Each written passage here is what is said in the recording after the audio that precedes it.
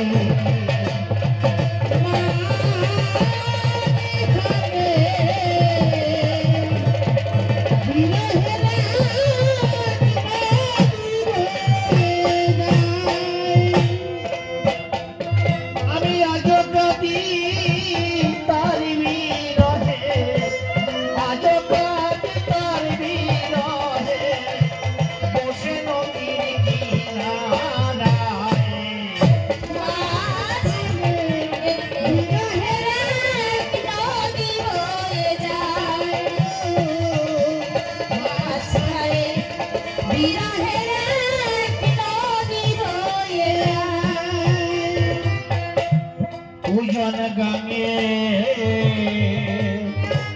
সুজন নিয়ে যখন বেয়ে যায় চোখের জলে শোভাই নিয়ে চলেছ কোথায় ও গো সুজন গাঙে সুজন গাঙে সুজন গাঙে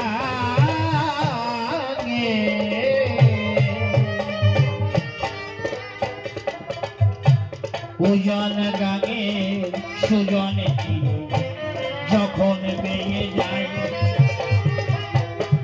চোখের জলে শোভাই তারি চলেছ কোথায়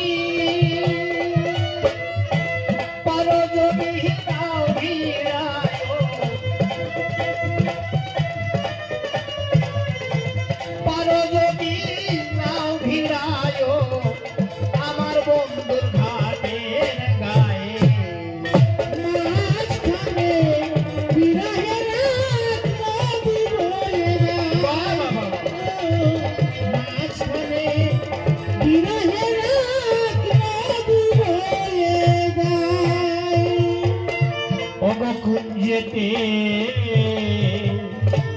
এলে বন্ধু মাথার বেনি খুলি সোহাগে মুছিতাম তার চরণের ধুলি কুঞ্জেতে কুঞ্জেতে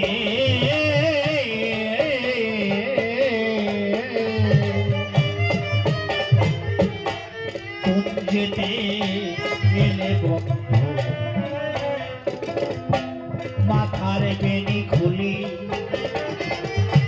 সোহাগে মুছিতাম তার চরণের ধুলি চোখের জলে চন্দন গুলি আমি চোখের জলে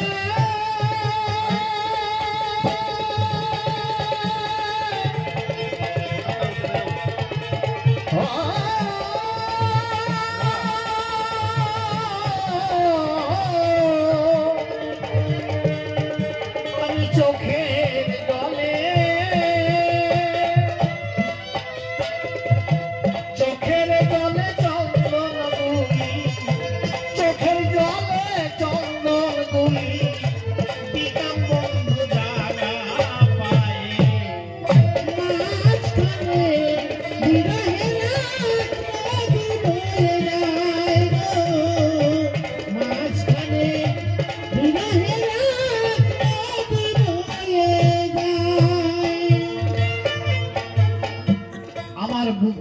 মাঝে ওঠে পড়ে বিরহের আগে ঢেউ, যার ব্যথা সে বোঝে ভালোভাবে আর বোঝে না কেউ। আমার বুকের মাঝে, আমার বুকের মাঝে, আমার বুকে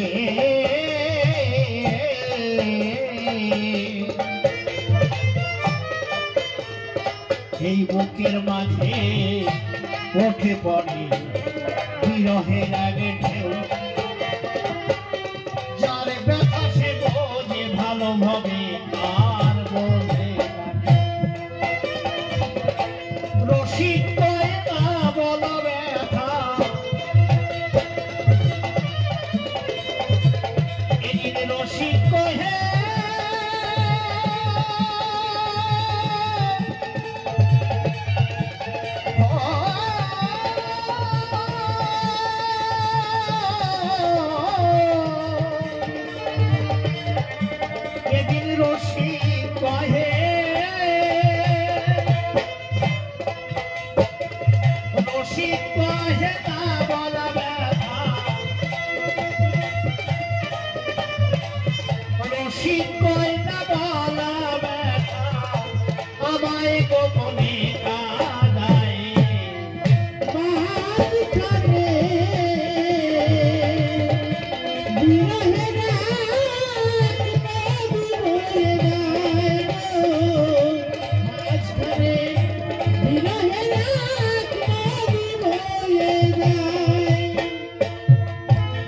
প্রণাম করে যত ভক্ত ভিক্ষের পাই গো,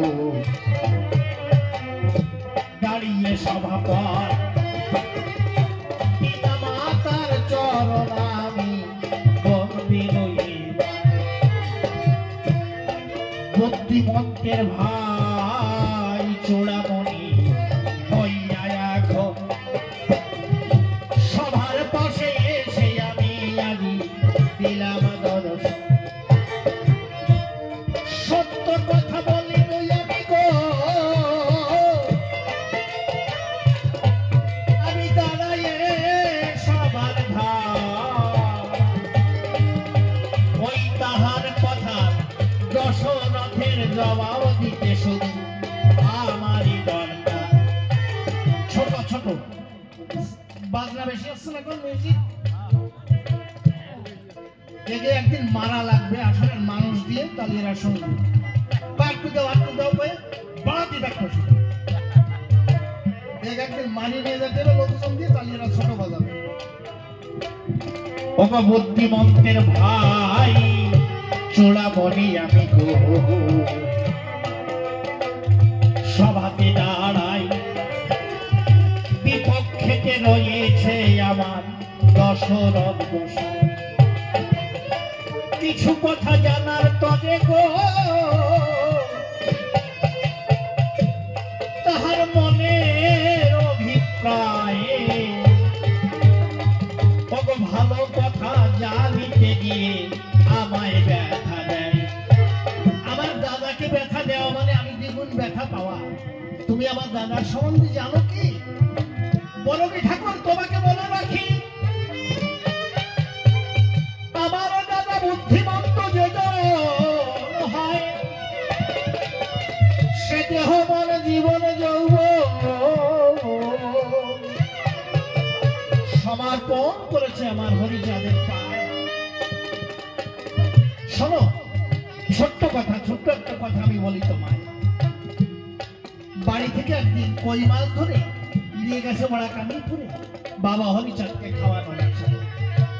কিন্তু যাওয়ার পথে সবার সাক্ষাতে আমি বলে যাই, মন দিয়ে শ্রবণ করিবে যত সদ্গোসাই। একটা বেগুন খেত দেখে পথে গো,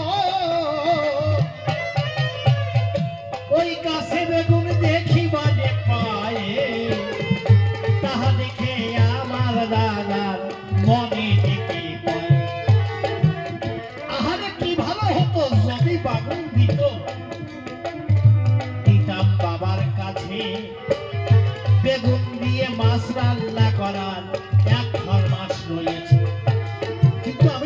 না কি করি। একজনকে জিজ্ঞাসা করলেন, ভাই বলতে পারো এই বেগুন ক্ষেতটা কার? বললো হ্যাঁ বাড়ি। কার? বললো বুধই। বুনো জাতি তো, বুধই নাম। ওই যে ওনার মা আছে ওই ক্ষেতে ওই পাশে দেখো। আমার দাদা বুদ্ধিমন্ত, ঘুরে ঘুরে যায়, এক বৃদ্ধাকে দেখতে পেল সে ওই ঘেরারি গায়ে। গিয়ে তথাকারে বৃদ্ধার চরণ পদে গো আমার দাদা প্রণাম জানায়, বলে মাতা প্রণাম গ্রহণ করো তুমি সবাই। বৃদ্ধা বলছে তুমি কে বা, আমারে কবা? আমি তো তোমায় নাহি জানি, কেন তুমি আমাকে প্রণাম মা বলে করো এখন? বললেন মা আমি এই জন্য প্রণাম করেছি, আমার নাম বুদ্ধিমন্ত বিশ্বাস, আর আপনার ছেলেও বুদ্ধিমন্ত বুধই, আমাকেও সবাই বুদ্ধিমন্ত বলে বুধই বলে। এই আমি বুধই, তোমার ছেলে বুধই, বুধইকে আমরা মিতা হই, তাই মিতার মাঝে আমার মা হয়। মাগো তাইতে আমি প্রণাম করি তোমার চরণে, তুমি পুত্র বলে সীতারামায় পরবয়া। বলল বাবা সত্য কবা, তুমি চলো আমার ঘরে, পেট ভরিয়া খাওয়া দাওয়া করে যাবে যথা। বললাম না বাবা আমি এখন খাবো না, আমার অন্তরেতে ভাবো, আমি গিয়ে আগে আমার বাবা হরিচাঁদকে খাওয়াবো। বললো কে হরিচাঁদ? বললো আমার বাবা বটে। আমি বলি তোমায় অকপটে, আমি বাস নিয়ে চলেছি আমার বাবার কাছে। মা একটা কথা বলি তোমাদের, তুমি যদি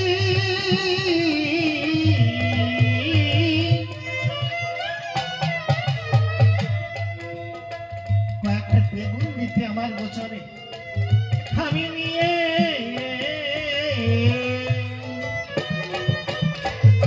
ওরা বিপদে দিতাম যথায় আমার দয়াময়।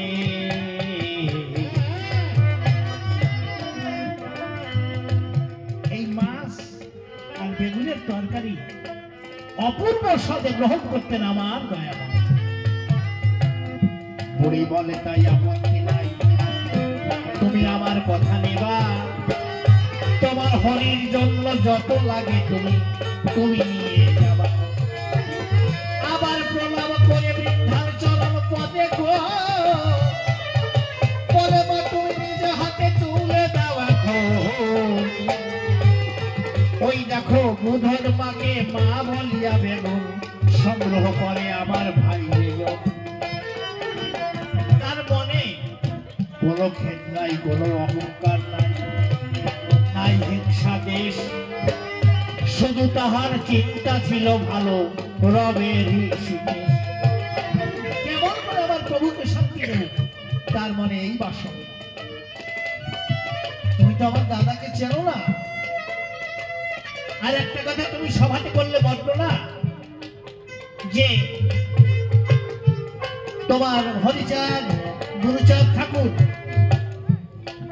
এই শরণার্থীদের ওখানে রাখতে পারলো না, দেড় ভাগ হলো।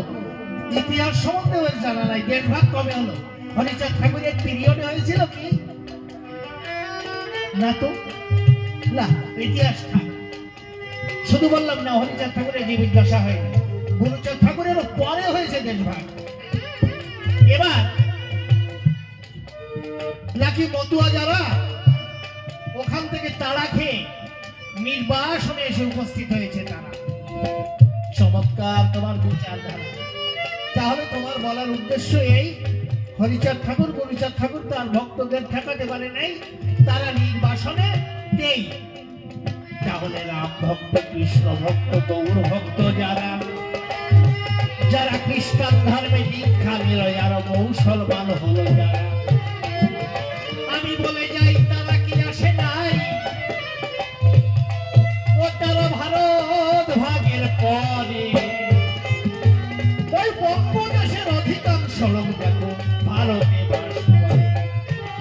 এর একটা কারণ আছে। হরি উদয় হলো কোথায়? সফলনগরে ওড়াকান্দির ভক্ত ভক্তগণ কীর্তনে বাঁধলো কোথায়? বঙ্গদেশে। কিন্তু আমার হরির আশা, আমার গুরুচাঁদের আশা কি? বাবার ইচ্ছা পূর্ণ করবে। তাই গুরুচাঁদ কি ভাবলেন? পৃথিবীতে যত আছে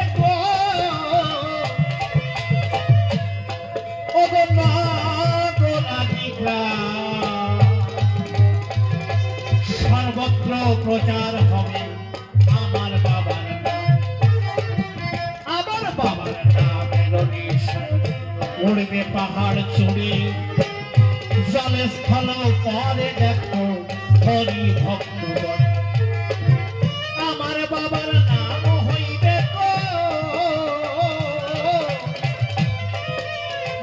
জাতি ভাষা ভাষী নির্বিশেষে। একটা কথা বিদ্যুৎ হয়ে আমি বলি সবার পাশে। আমি বিদ্যুৎ হয়ে বলছি, এই মতুয়া ধর্ম ব্যতিরিক্ত আমার হরিচাঁদ ঠাকুর আসার আগে কোন ডিপ্রেসড ক্লাসে কোন ক্ষত্রিয় কোন বৈশ্য শূদ্রের গুরুগিরি করার অধিকার ছিল না। এখানে এমন এখনো এই সবাই অনেক বয়স্ক লোক আছেন যারা কুলগুরু প্রথা নিজের চোখে দেখে এসেছে। আজ আমার বাবা গুরুচাঁদ, আমার বাবা হরিচাঁদ এসে সেই গণ্ডি ভেঙে দেয়, মহাপ্রভুর কথাকে সাকার করলো হৃদয় আমার। কি ভাগাসি কিবা সূত্র কেবা জ্যেষ্ঠ হয়, সেই কৃষ্ণ তত্ত্ববেত্তা সেই শ্রেষ্ঠ হয়। যে জন জানে সেই জন মানে, সে হইবে গুরু, সেই জন ধরাতে পারিবে বাঞ্ছা কল্প। আমরা বঙ্গ ভাষাভাষী, বাংলা ভাষাভাষী। আমার এই গোসাইদা বসে আছেন, সোমবার থেকে এসেছেন হরে কৃষ্ণ দাদা। ওনার বহু ছাত্র আছে ছোট। আমি আশা করি শুধু বাঙালি না, হিন্দুস্তানিও আছে। আমি একটু গুরুগিরি করি। আমার গোসাই শ্রীমৎ জাগা পাগল, আমিও গোসাইগিরি করি। এই অঞ্চলে আছে কিনা জানি না, মালকানগিরি অঞ্চলে বহু কয়া ভাষাভাষী আছে। বহু কয়া ভাষাভাষীরা তারা এসে হরি নামে মেতে উঠেছে। ওই পাহাড় চড়ে হরি নামের নিশান পণ্ডা জাতির ঘরে